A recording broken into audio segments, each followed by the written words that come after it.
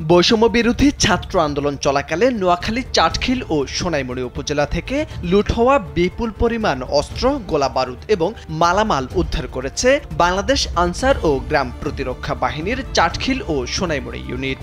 সোমবার দুপুর 12টায় আনসার ও গ্রাম প্রতিরক্ষা বাহিনী নোয়াখালী জেলা কমান্ড্যান্ট কার্যালয় থেকে এসব উদ্ধারকৃত অস্ত্র ও গোলাবারুদ সেনাবাহিনীর নিকট হস্তান্তর করা হয়। এছাড়াও গত কয়েকদিন ধরে সোনাইমুড়ি থানা থেকে লুট হওয়া বিভিন্ন ধরনের অস্ত্র ও সরঞ্জাম উদ্ধার করে সেনাবাহিনীর কাছে জমা দেন স্থানীয়রা।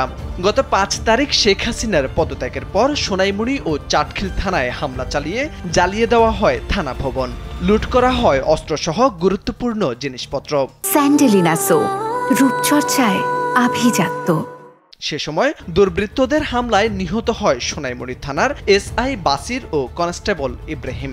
এছাড়াও সংঘর্ষে নিহত হয় মাইনুল ও তানভীর নামের স্থানীয় 2 যুবক।